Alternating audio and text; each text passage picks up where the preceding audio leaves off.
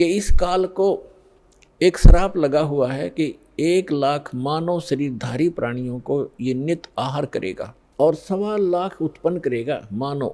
जैसा कि रामपाल कहता है कि काल है, एक काल ब्रह्म है। अब इसकी एक कहानी सुनिए, बहुत अच्छी है कि एक काल ब्रह्म है, तो जो काल ब्रह्म है उसको श्राप मिला।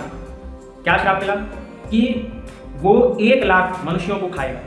अब जो काल ब्रह्म है, जब उसको 1 लाख मनुष्यों को खाने का श्राप मिला है, तो यहाँ पर प्रश्न ये उठता है कि 84 लाख योनियां, क्या उस काल ब्रह्म को केवल मनुष्य 1 लाख खाने का श्राप मिला है? और यदि 1 लाख मनुष्यों को काल ब्रह्म खाएगा तो बाकी जो 84 लाख योनियां हैं, क्या उनकी मृत्यु नहीं होगी तब तक जब तक वो 1 लाख मनुष्यों को खा रहा है?